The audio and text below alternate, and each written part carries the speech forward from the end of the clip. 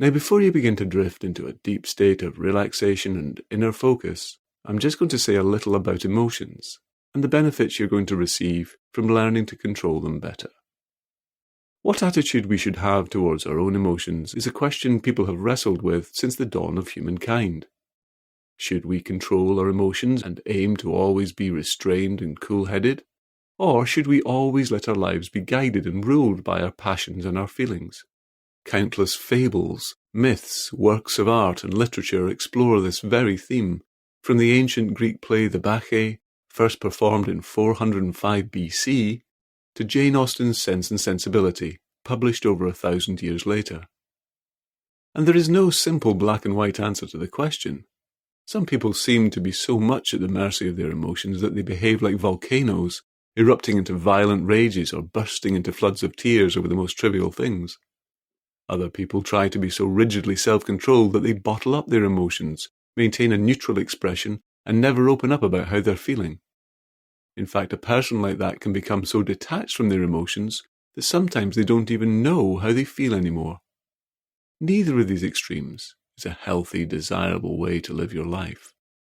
Ultimately, we need to develop a balanced relationship with our emotions, where you honestly acknowledge how you're feeling, and remain aware of the emotional dimensions of your life. But you also stay in command of yourself, like a strong, wise leader who takes everyone's viewpoint into account before making a decision about what to do. An essential part of becoming more emotionally balanced is learning the art of self-regulation, where you learn to soothe and calm the emotional parts of your brain when they've been reacting excessively. Excessive strong emotion can impact on your life in countless negative ways. I once knew a man who actually lost his job because he got so furious at work one day that he shoved an ice cream cone into his boss's face. That single moment of hot-headedness put that man in a very difficult situation financially for a long time to come. Similarly, a person who's extremely anxious about public speaking becomes less able to do their job effectively because the anxiety swamps their rational mind and leaves them unable to think clearly. It's in times like this that you really need to be able to deliberately stop for a moment and completely calm yourself. What's more, your ability to regulate your emotions actually has a positive influence on your health. Recent research at Ohio State University found that people with a strong ability to control their anger healed faster from wounds than people who are more prone to becoming angry. This is because cortisol, a hormone released by the body during periods of stress, suppresses the immune system, and the calmer you can keep your mood, the less vulnerable you are to stress, thus ensuring that your immune system can function at its best. So learning to calm and soothe your emotions and to see things from a clearer, more objective perspective is likely to benefit your work life, your relationships, your physical health, and your enjoyment of life. So now, as you prepare to relax very deeply, you can just close those eyes if you haven't already done so, and take a very slow, deep breath. And as you breathe out, you can just allow that body to rest. You can allow those facial muscles to soften and those shoulders to loosen. As you prepare to drift deeper and deeper into a state of relaxed inner absorption, where you can learn new things and make instinctive changes at the unconscious level. And you know what it's like, do you not, to daydream and just let your mind wander as you begin to drift, like doodling on a paper pad, making lines and shapes without really knowing what you're drawing. And sometimes you might be gazing out at a beautiful view, how the sky looks on a bright, clear day. And it's so easy to just sit or lie back and take a deep breath and sigh with comfort as you become absorbed in the wonderful sights and sounds, and as you drift into a daydream. Now, as that body relaxes, more and more deeply still, arms comfortably heavy, legs comfortably heavy, you can really enjoy letting go all the way down. And when you drift off to sleep at night, there's a tendency for that body to become quite still, and for that conscious mind, with its conscious thoughts, to begin to fade into the background, while the more unconscious parts of you dream the dreams you need to learn and integrate new things. And that stillness, that fading out of the conscious mind, doesn't happen all at once. Just as when you're falling asleep at night, warm beneath the covers, and at first you're thinking about this and that, shifting position a bit, and then pretty soon you find you're feeling more comfortable and heavy. That head is on the pillow, that you forget all about that body. You forget all about the comfort growing in those fingertips and flowing up those arms. You forget all about the growing relaxation flowing down those legs as the muscles soften and relax, and that breathing falls into a deeper, slower rhythm, and the smoother, calmer, deeper rhythm of that breathing lets all parts of that body really know that now's the time to relax and learn. And in this dreamlike state of comfort, you can find yourself recalling a particular memory of a time when you were getting excessively emotional in the past. Find an example in your past now of a time when your emotions took control of you in a way that wasn't helpful. And just notice your surroundings in that place. Where were you? What time of day was it? Were there any other people there with you? Just noticing the thoughts and feelings you were starting to have. That's it. Connecting with this memory of a time you were getting overly emotional. How it all started to seem quite intense and overwhelming, and you were about to lose command of yourself. And now, just calmly and smoothly, drift right outside of yourself in that situation and float right outside of the place you are in,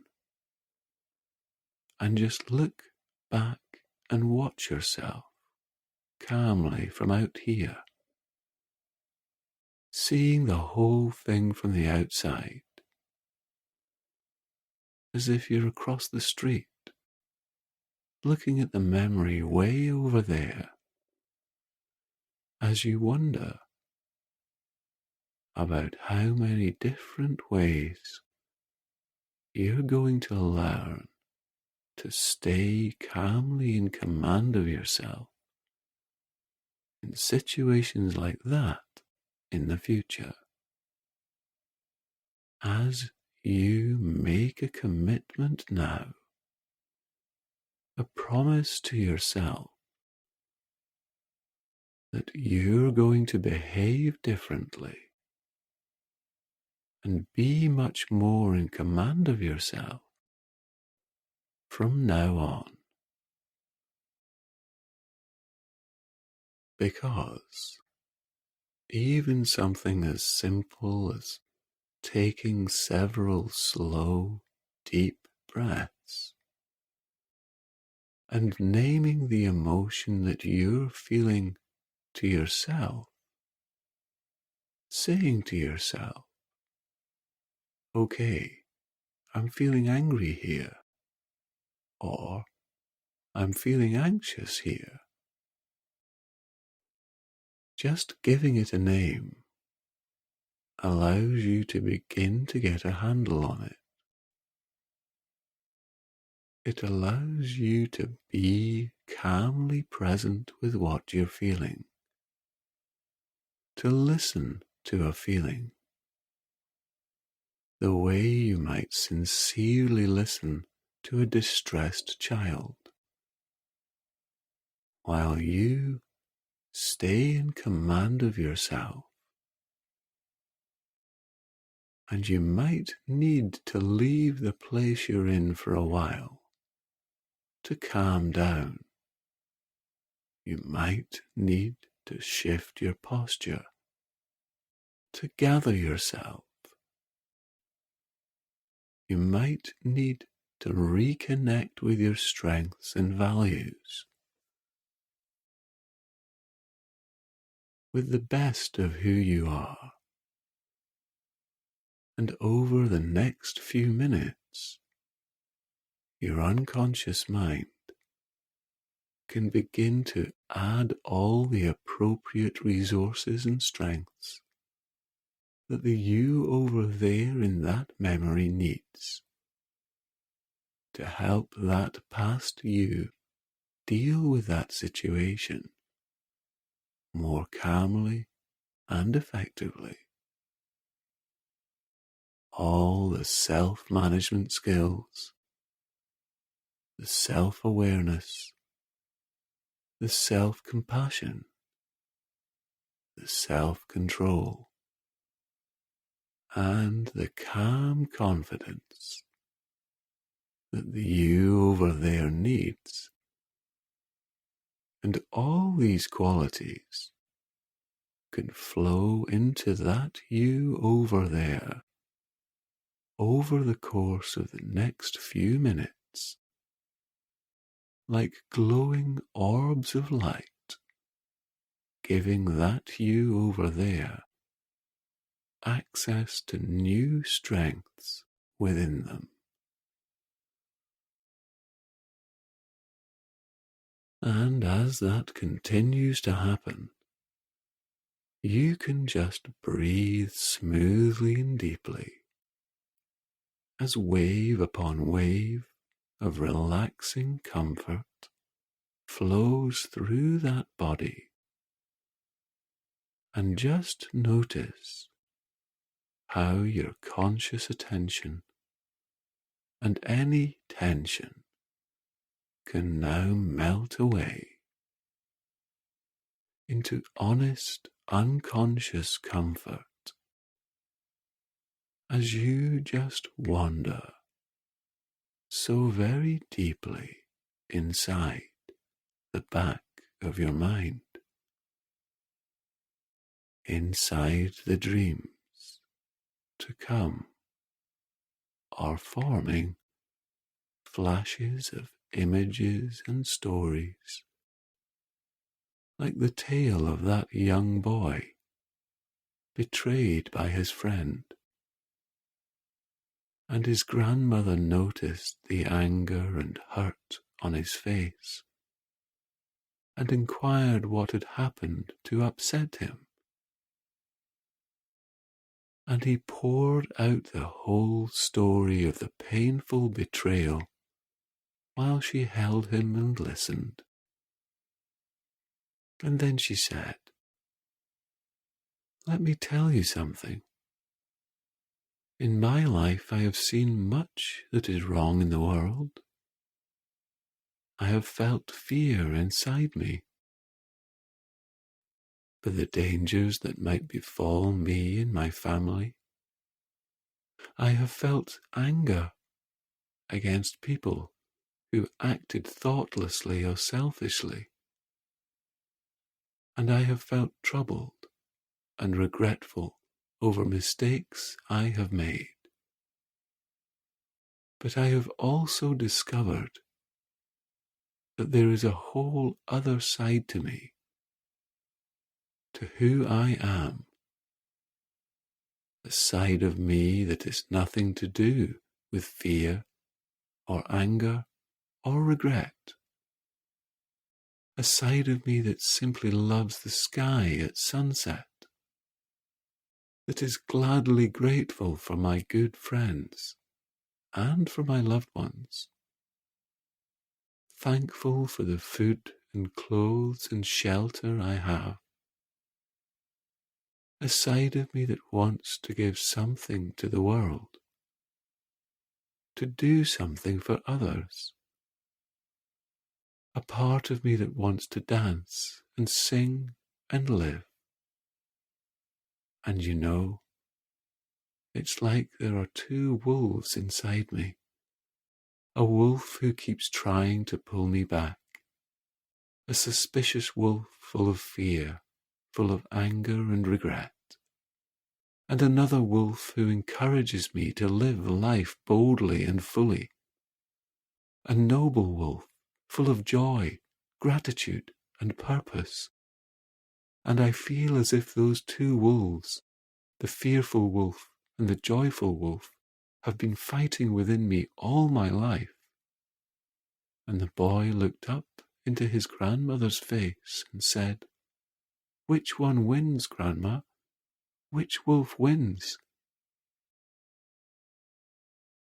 And as you consider that same question, dreaming part of your mind can reflect on the proud young samurai warrior who asked a wise sage about the true nature of heaven and hell. "Don't be such a stupid oaf," the sage snarled with a dismissive sneer. "I'd never tell an idiot like you such secrets."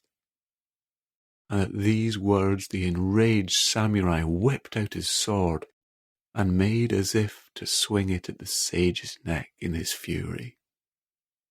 "And that is hell," said the sage pointedly, calm clarity in his eyes, and the samurai suddenly understood and halted the sword in its flight, just inches from the sage's neck, and calmed himself.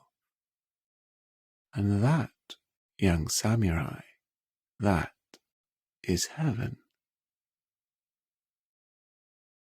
And the Chinese philosopher Lao Tzu once said to his disciples, "Do you imagine the universe is agitated?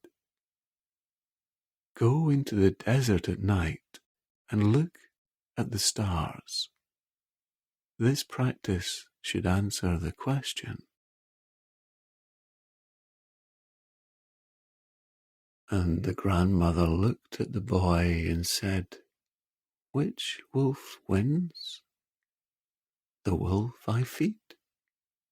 The wolf I choose to feed. Remember that, little one. You can always choose which wolf you feed." And with this calm clarity, this kind but firm command over yourself, like a really good, attentive, good-humoured, wise leader who can listen to all parties in a discussion, who can attend to the message behind an emotion, but who's always able to stay in command and make the final decision. You can notice how that memory over there of the you in the past who lost control over themselves has now changed. How the you over there in that memory looks calmer, with more clarity in their eyes, new insights and new perspectives in their mind. A you who is dealing with that situation so much more effectively.